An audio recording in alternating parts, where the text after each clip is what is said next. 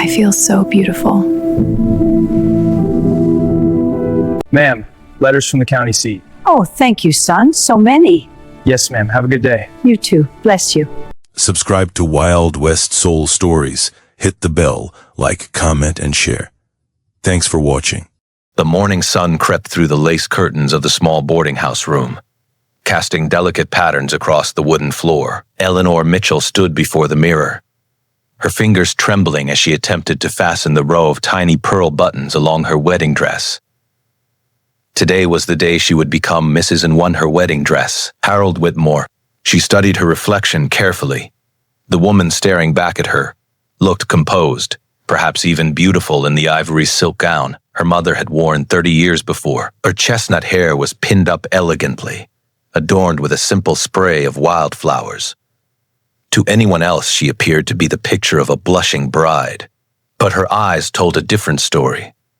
They were the eyes of a woman who had learned to survive disappointment, who had taught herself to accept what life offered, rather than chase what her heart truly desired.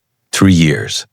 3 years since Samuel Carver had ridden out of Copper Creek, promising to return for her as soon as he made his fortune in the California gold fields. 3 years since she had stood at the edge of town, watching the dust rise behind his horse, until he disappeared over the horizon. 3 years of waiting, hoping, and finally accepting that he was never coming back.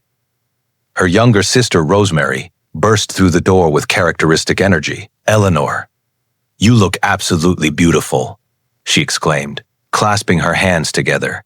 "Harold is going to faint dead away when he sees you walking down that aisle." Eleanor forced a smile. "Thank you, Rosie." Rosemary's enthusiasm dimmed slightly as she studied her sister's face. "You're doing the right thing, you know. Harold is a good man. He'll take care of you. He'll give you a comfortable life." "I know." And Samuel, Rosemary hesitated, choosing her words carefully. Samuel made his choice when he left, and never wrote. Not one letter in 3 years, Eleanor. That tells you everything you need to know about his feelings. Eleanor turned away from the mirror, smoothing down the front of her dress. "I stopped expecting letters a long time ago, Rosie. I've made my peace with it." But even as she spoke the words, she felt the familiar ache in her chest, the one that never quite went away. No matter how many times she told herself that Samuel Carver was part of her past, she remembered the night before he left, how they had walked along the creek under a blanket of stars. He had taken her hand and promised her the world, his dark eyes burning with determination and love. 2 years at most, he had said, "I'll strike gold, Eleanor, and then I'll come back for you. We'll build a house on that hill, overlooking the valley, just like we always talked about. We'll have a life together, a real life. The Heil together, a real life. I'll wait for you," she had whispered. "However long it takes." He had kissed her forehead, gentle and reverent. "I'll write every week. You'll have so many letters you won't know what to do with them all."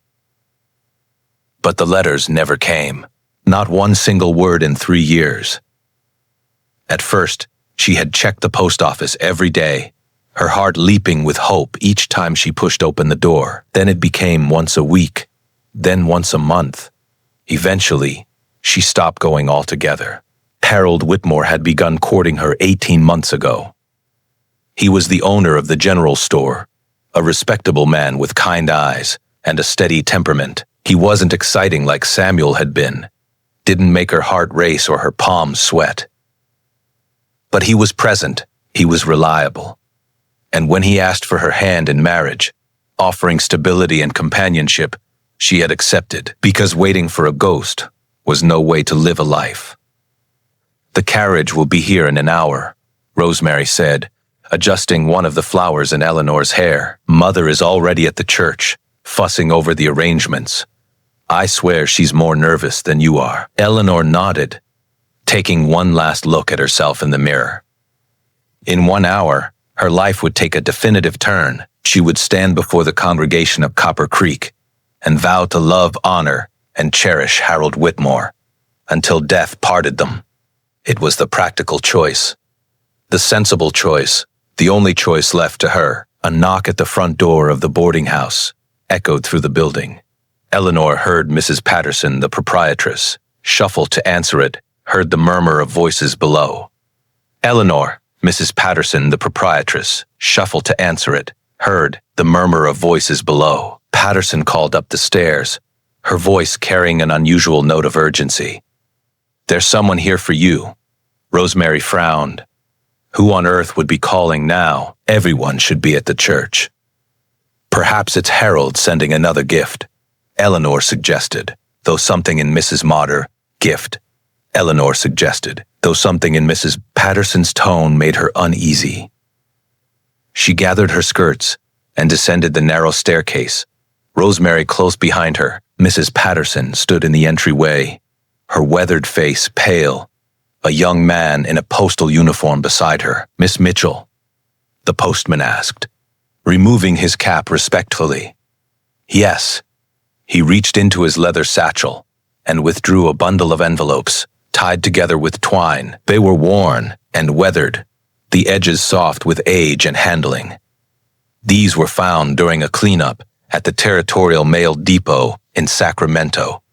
These were found during a cleanup at the Territorial Mail Depot. There was a stagecoach robbery 3 years back, and the mail pouches were stolen along with everything else. The outlaws buried the pouches, planning to come back for the valuables, but they were captured before they could retrieve them.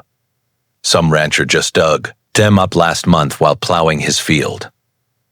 Eleanor stared at the bundle, her heart beginning to pound in her chest. The Postmaster General ordered all mail delivered to its original recipients where possible. The young man continued.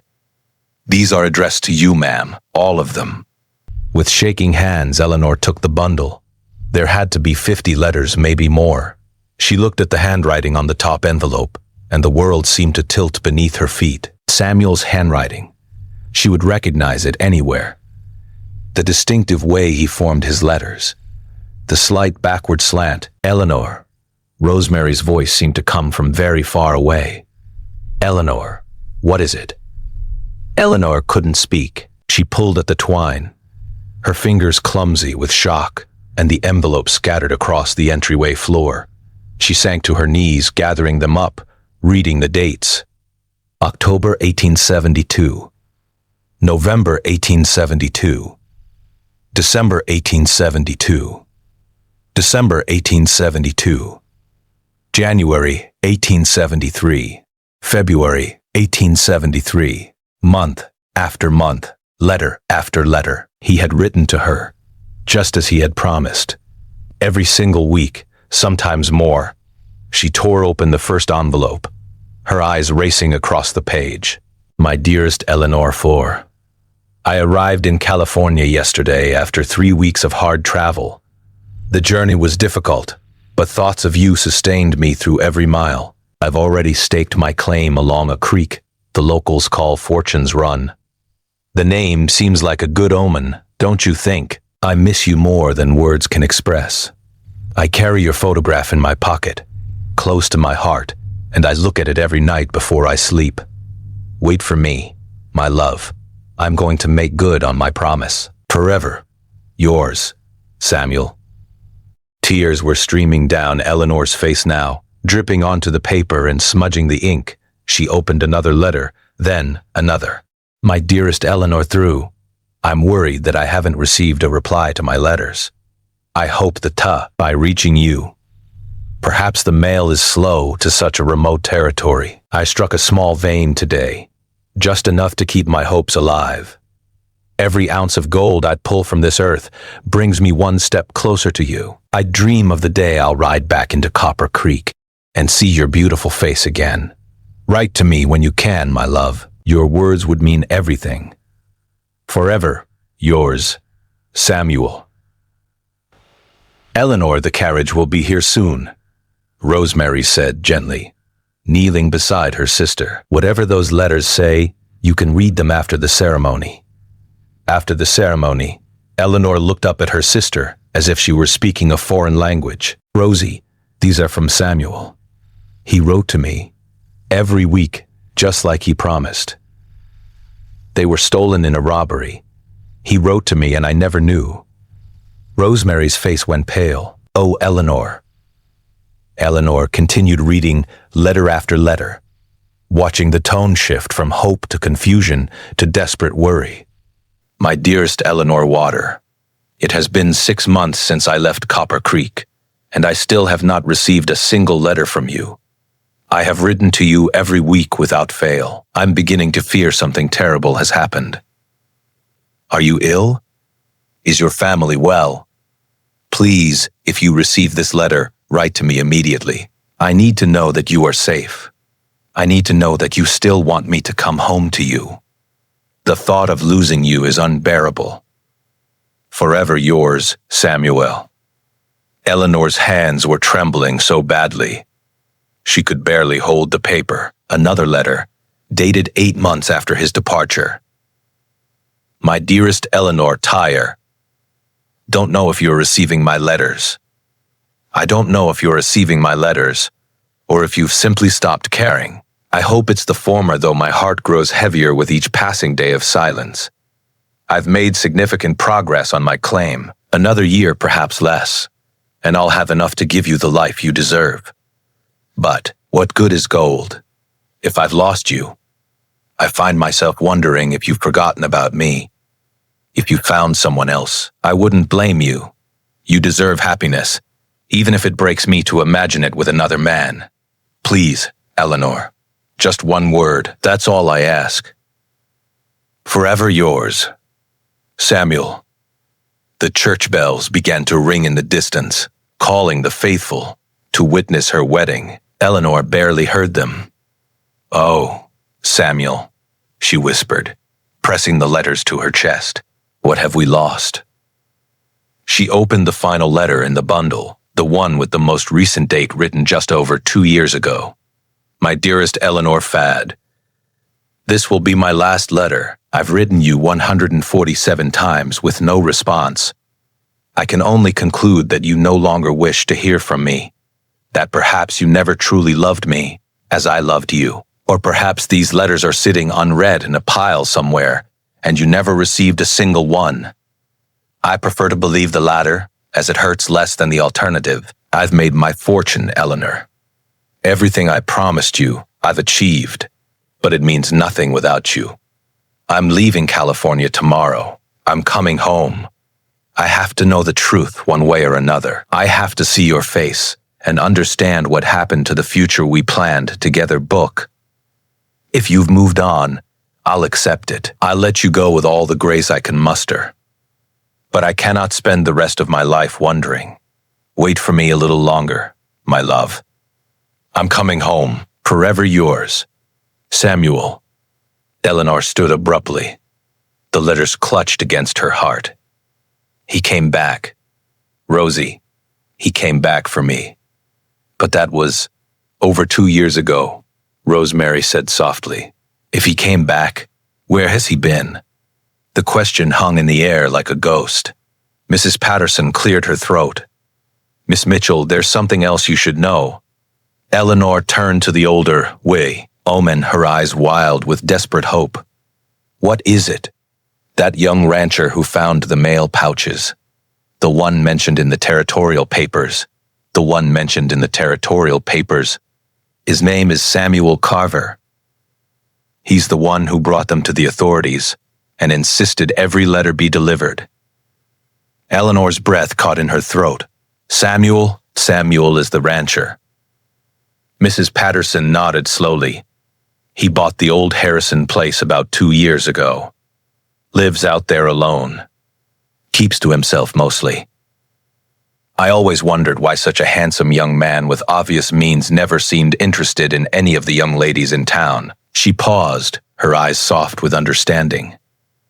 "Now I suppose I know." Eleanor looked down at the wedding dress she was wearing, at the careful preparations that had been made for a ceremony that now seemed utterly impossible. Her mind was racing, her heart pounding so hard she could feel it in her temples. "The Harrison place is 5 miles from here," she said, more to herself than anyone else. "Eleanor, you can't be serious," Rosemary protested. "Harold is waiting at the church. The entire town is there. You can't just, can't I?" Eleanor met her sister's eyes with fierce determination. Rosie, I was prepared to marry Harold because I believed Samuel had abandoned me. I was prepared to spend the rest of my life with a man I respect, but don't love because I thought the man I truly loved had forgotten me. But he didn't forget. He never forgot. He wrote to me every single week, just like he promised. He came back for me, and when he couldn't find me, waiting, he still stayed. He's been here this whole time, 5 miles away, probably believing I never loved him at all. She was already moving toward the door. Eleanor, wait, Rosemary called. At least change your clothes. You can't ride 5 miles in a wedding dress. But Eleanor was beyond caring about practicalities.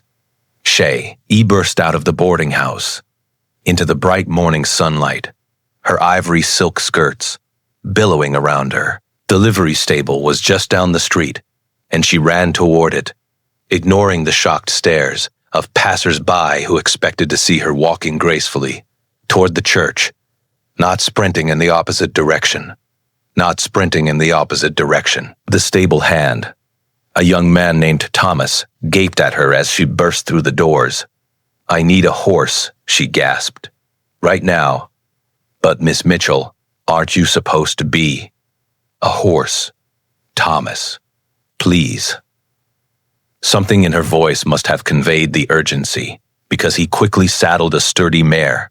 Without another word, Eleanor gathered her skirts, mounted awkwardly, and urged the horse into a gallop before Thomas could offer to help her adjust the stirrups. She rode like she had as a girl, before corsets and propriety had taught her to be careful and restrained.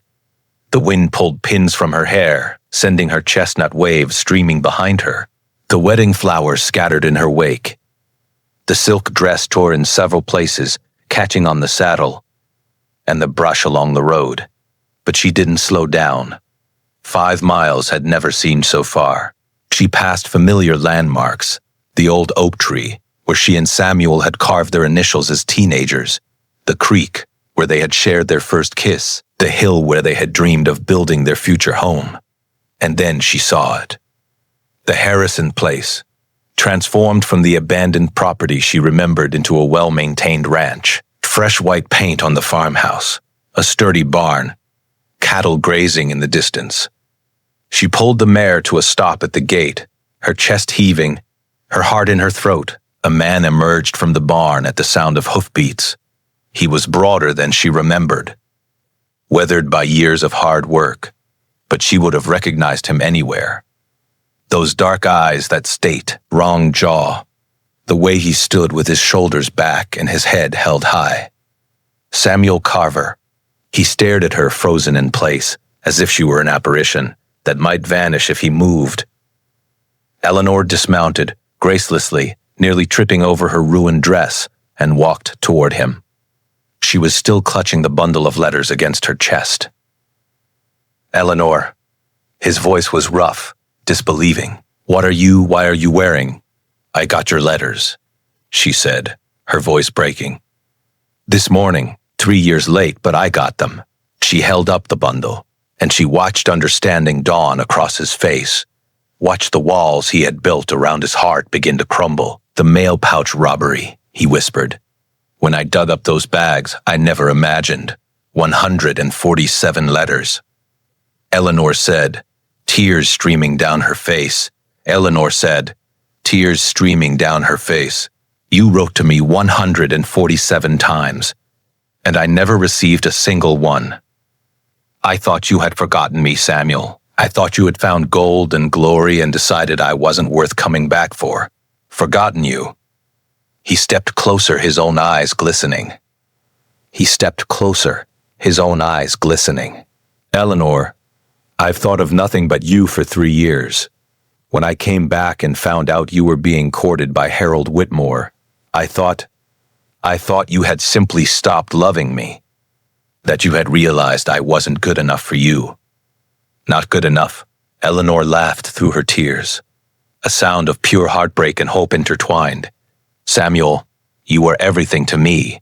You still are. Why do you think I'm standing here in a wedding dress instead of at the church? Samuel's gaze dropped to her gown, taking in the torn silk, the missing buttons, the wild flowers, tangled in her disheveled hair. You were supposed to marry Harold today. I was supposed to marry a man I respect but don't love, because I believed the man I truly loved had abandoned me. Eleanor closed the remaining distance between them, reaching up to touch his face, to assure herself that he was real. But you didn't abandon me.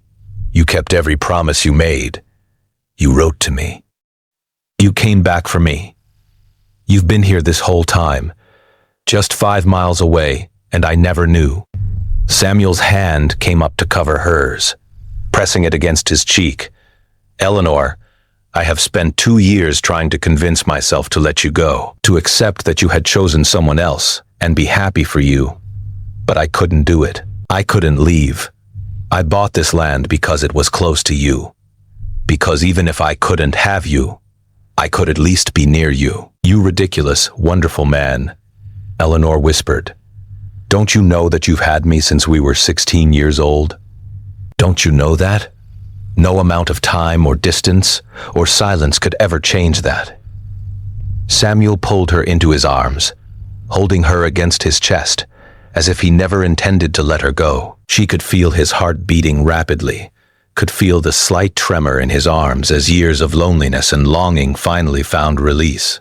I love you, he said into her hair. I have always loved you. I will love you until the day I die and beyond. Eleanor pulled back just enough to look up at him, her eyes shining with joy and relief and the overwhelming rightness of finally being exactly where she belonged. Then, marry me, Samuel Carver, right now, today. Marry me, before the world can find another way to keep us apart. Samuel laughed, the sound rich and warm and full of wonder. You're proposing to me in your wedding dress for another man. It's not a wedding dress for another man. It's not a wedding dress for another man anymore, Eleanor said, for you. It was always meant to be for you. It just took the world 3 years too long to figure that out. Samuel smiled, and it was like watching the sun emerge from behind state's tour. Storm clouds. Then yes, Eleanor Mitchell, I will marry you. Today, tomorrow, forever, just as I always planned to, from the moment I fell in love with you under that old oak tree. He kissed her then, gentle and reverent, a promise sealed. After 3 years of separation and heartache, Eleanor melted into him, feeling the broken pieces of her heart finally clicking back into place. In the distance, she could imagine the confusion at the church. Harold standing at the altar, waiting for a bride who would never arrive. She would need to explain, to apologize, to make amends for the chaos of this day. But that was for later. Right now, standing in the warm morning sun with Samuel's arms around her and his heart beating in time with hers, Eleanor finally understood that some love stories are worth waiting for. Even when the letters arrive, 3 years too late, the end.